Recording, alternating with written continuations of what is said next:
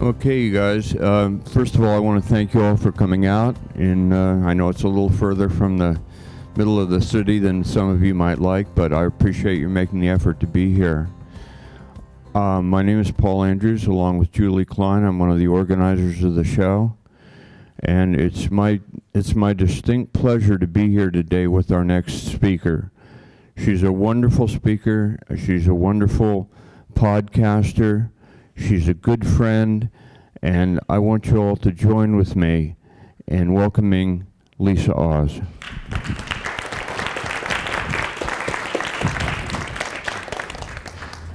Thank you. What, both sides? Should we be continental? Yeah, sure. I'm good. There we go. Thank you. Hello, everybody. Okay, I'll get set up here.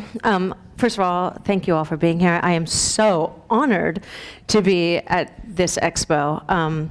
I was actually with my podcast producer. We're doing the podcast next week, and she flies in from Chicago because she produced my show for Oprah Radio last night. And I said, I have to give this talk. I'm so nervous. I haven't done any public speaking since my last book came out, which was a long time ago. And she said, what are you worried about? You're with your people. And she's absolutely right. You guys are my people. This is my tribe. The speakers here are so incredible. I'm just going to give a shout out to my dear friend, Jeff Smith, who I've worked with in the past on one of his documentaries. If I could, I would be up here giving his talk. But my husband gets in tons of trouble whenever I mention GMOs. So I'm just going to recommend that all of you go listen to Jeff Smith's talk. I'm going to say the same for Sherry Tenpenny. I will not say anything about what she's talking about, but go listen to her talk also. I don't want to get him in trouble. Nefarious forces will come and Twitter troll him, so we don't want that. So usually let's see if I can figure this guy out. Usually I'm asked to speak about health and wellness.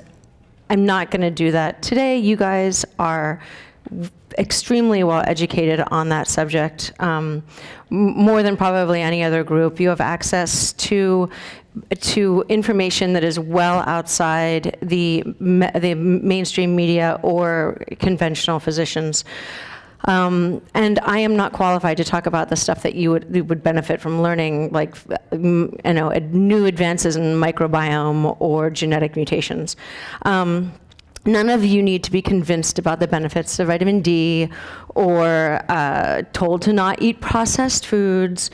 And yes, one of the things my husband talks about a lot and struggles with is this plethora of health information that's coming out, and it just causes so much confusion. So should you be paleo or should you go vegan? Should you do high intensity interval training or should you do yoga? Should you do Ayurveda or should you do acupuncture? So it's all conflicting. My feeling is that after decades of traveling in this world of medicine, of healthy lifestyle experts, let's say, because I've met many of them, I've come to the conclusion that in most instances, the messages are similar.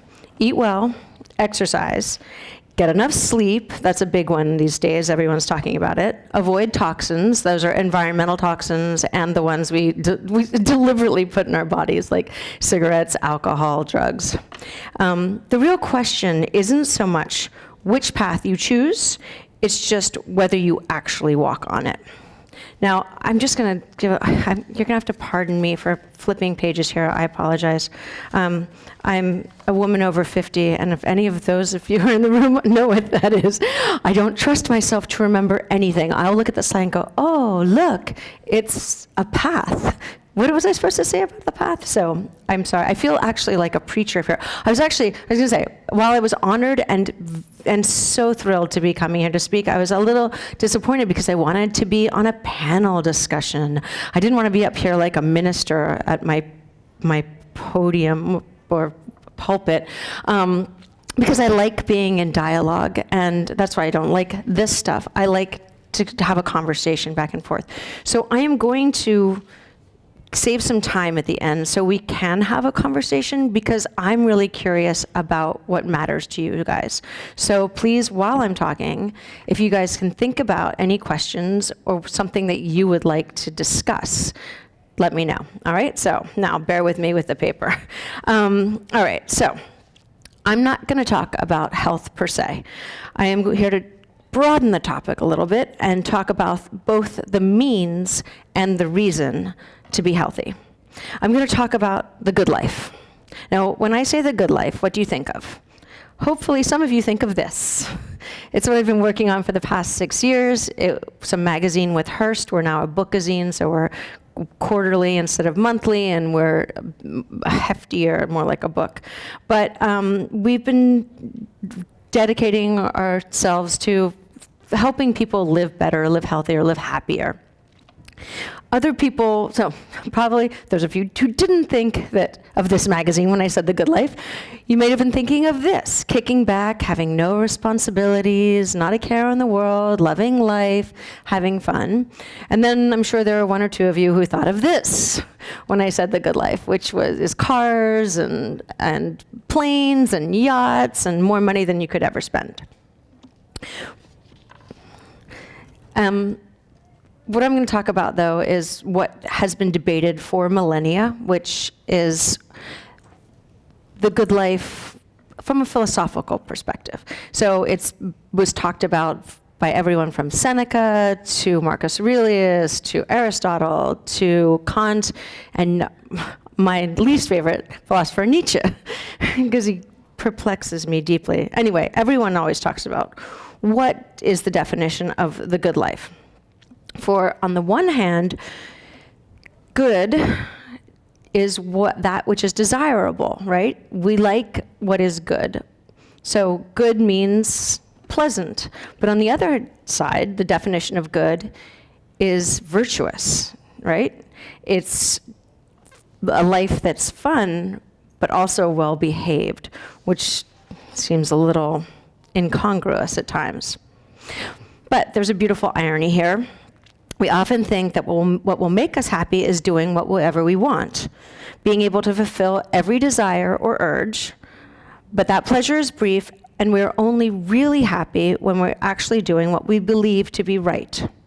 The ancient Greek philosopher Epicurus said, "It is impossible to live a pleasant life without also living wisely, nobly, and justly, and conversely, it's impossible to live wisely, nobly, and justly without living pleasantly." It's that double meaning of good again. And actually, if you think about it, it makes sense in life. When you meet someone like, anyone Harry Potter fans in here? Yes. You remember Umbridge? She was like, she was virtuous. She didn't sin at all. She did only good things. But she was miserable and made everyone else on the planet miserable.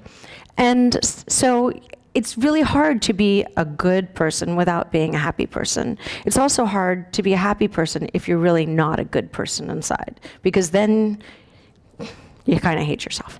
Anyway, I digress. The last part of the good life is the personal evolution. Every day we're better than the day we were before, and all growth comes about when we make the choices that move us away from fear and lethargy, the choice that takes effort, the choice that puts something above our desire to be comfortable. In nature, you're either growing or dying. There's no room for stagnation when you want to live fully. Finally, the good life is about being connected to each other. It's about developing relationships we can love, in which we can love and be loved in the most authentic way, so that each interaction is an opportunity to become more fully the best possible version of ourselves. Okay, so now that we've discussed what the good life is, or at least my definition of it, let's talk about how we achieve it.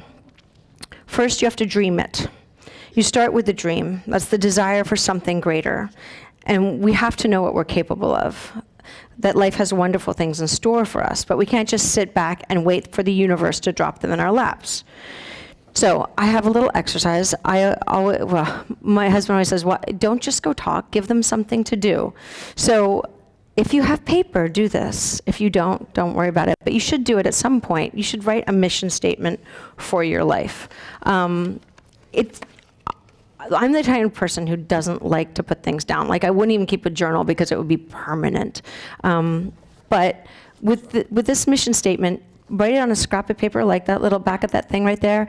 You can throw it away and rip it up. It can be evolving. It's really just about to get clarity for what you want today in your life. Then you're going to take that mission statement and you're going to pick 3 specific goals that support and further that mission. And just think of those in your head. So if your mission statement is to, be really the best possible version of myself, you can say, I want to be president of the company that I'm working in. I want to lose 20 pounds, and I want to leave my abusive spouse. So those are 3 things that could make you your best possible self. What you want to do next is just choose one of them. And interestingly, if you choose one of them and you work on it, it somehow connects and will help the other 2. So if you say, I want to make more money and I want to get in shape, if you focus on the making more money part, you can and you do make more money, you can afford a gym and it will help you get in shape. So this is just justification for doing one thing.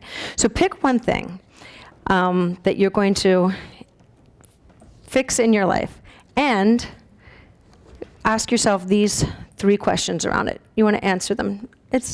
We're just going to look at Aristotle for the rest of the day. It's all good. So these are the questions. What do I want? What are the external obstacles to getting it? And what are my limiting beliefs that are preventing me from achieving it? Okay, so the last one is really important because once you've identified your limiting beliefs, you can actually nudge them and you can do this by shifting your focus. Now, I know that some people are going, I can't change my limiting belief by just shifting my focus. And I want to do a little exercise that may surprise you, that will show you how by seeing differently, you will actually feel differently. This is an exercise that I learned from Tony Robbins a long time ago. And if any of you have done it before, just don't tell everyone else the punchline, okay? So I want you all to just for a second, like a few seconds, look around the room and notice anything, like make a list in your head of anything you see that's blue. All right, so just rack up what you see as blue. Make a list of 4 or 5 things, if you can do that. All right, so you have 4 or 5 things that are blue. Now close your eyes. And I want you to list 3 things that were green. Can you do it? Can anyone do it? So this is the thing. Your reality is determined by what you see. And what you see is determined by what you're looking for. So if you shift, so the thing is our brains, we have about, I think it's 11 million inputs through our senses every second. Our brain can only, how many is it? It's 50 bits. So 11 million bits coming in, your brain can only process 50 of those bits. So that you have to weed out. There's like this constant neuronal weeding, like this is not important, this is not important, this is not important. When you tell your brain this is important, that's what it focuses on, that's what it sees. So if what you're looking for is the negative, if what you're looking for is your spouse continually letting you down, or your boss continually, yelling at you at work, or there always being traffic, you will notice those things that you're looking for. So your reality is, in large part, determined by your perception. So if you want your life to be good, start looking for where it is good. The next step is putting desire into action. We know what we want, and we may even have a plan for how to get there, but somehow we can't quite get ourselves to act on it. There's a disconnect between what we consciously want and the choices we make on a daily basis. This is our subconscious working against us. Right, that's my subconscious mind. No, it's not really. That's my subconscious mind. Our subconscious mind thinks it's working for us, and it makes choices that our subconscious thinks are going to protect us. They're usually developed very early on in childhood. We had experiences that were painful. We learned avoidant techniques, and then we use those much later in life when they actually don't benefit us at all. So when we're in a situation and we have triggers that bring up these deep-seated fears that we may not even be aware of, things like not being enough, not being deserving of love, then our subconscious steps in and says, I know, we're going to just take that away. You're going to do this thing, and you won't feel that pain anymore. These behaviors become addictions. I'm not talking about now the hard addictions, although they're rooted in the same principle, but more like the soft addictions, food, internet, I don't know, actually, television, your cell phone. I don't know anyone, I've never met anyone who isn't addicted to something. Anyone in this room have no compulsions, no urges, no inability to stop themselves when they would rather not? Because I haven't met anyone who doesn't have some kind of addiction. Our addiction dulls the nagging sense of irritation, boredom, or stress. It's fake living. It's watching Food Network instead of cooking real food. It's watching porn instead of having sex. And it's friending or liking people online rather than actually spending time with them. Engaging in addictive behavior calms that underlying sense of anxiety, allows us to avoid the feelings that we don't want to acknowledge. But the discomfort we're feeling, that we're trying to numb with the addiction, is a signal that we must do something differently. It could be our job, our marriage, our physical condition. In some area of our life, we're on the wrong track to the good life. And while much of this behavior is actually psychological, some of it is biologically hardwired. We all have this reptilian brain that only knows fight or flight, craves incessant dopamine, and doesn't understand the benefits of delayed gratification. It doesn't really want to be bogged down with difficult choices. So we enter into this very dangerous place. It's Scylla and Charybdis. Scylla is this monster that's on the rocks, and Charybdis is this whirlpool. And when we're in a place of fear, we often think that you have this swirl there. So this is two types of behaviors that go with addiction. The first is avoidance, and that is the one that is the rocks. We think that's the less dangerous place, right? It's the rocks, it's known, it's kind of steady, it's not moving. Those are things like procrastination, avoidance, and lethargy. On the other side is this dangerous, swirling whirlpool. Those are the addictions they're addictions of action rather than inaction. So sex, drugs, eating. What has happened in the mythology was that both sides killed you. It wasn't safe on the rocks because this giant monster would come out and chomp you down. And it wasn't safe on the whirlpool because you'd get sucked into the depths. So either way, you're dead. Now, I'm not a psychologist, clearly, but I've lived the cycle of self-sabotage. I know what it's like to give in to the urge, to ignore the quest for conscious discipline, to silence the call to do better. I know the shame of setting goals and repeatedly failing to achieve them, and I understand too well Immanuel Kant's quote, "The true punishment for bad behavior is that the individual feels worthless and contemptible in his own eyes." Food is my drug of choice. I have a very food and I have a very complicated relationship. On the one hand, food has nourished myself and my loved ones. It's provided deep pleasure and has been the center of connection and sharing and creativity. But it's also been the source of tremendous pain pretty much every time I've gotten on the scale in the last 20 years. And there are probably some of you in the audience who've been sucked into this dance of ecstasy and agony. But the struggle comes with a gift. It's made me significantly less judgmental. It makes me realize that people do things for a reason, almost always reasons we don't know or see. And it's also made me very focused on finding ways to help. So I want to give some tools. Oh my gosh, the slides are reversed. I want to give some tools. Again, back to my husband's admonition, give people something they can take away and make it worth their time. So this is some exercises that will help with behavior change. The first one is, well, the only thing you can do when you need to change is actually change. So rather than going out and doing so I want to lose 20 pounds. It's not going to happen, maybe not this week, but I can change something. And when you change something, it gets easier to change everything. So this is my exercise. For the next week, change anything. Anything and everything is good.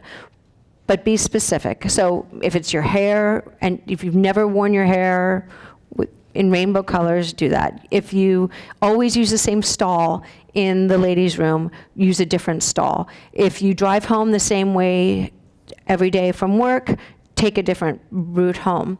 What you're trying to do is just loosen the grip of habitual pattern. When you do that, when you realize that change is safe and change is fun, it's not as scary to change the big things that we are resisting changing. So, this is me, no! The first way to make behavioral change easier is actually okay, this is the game, that's the game.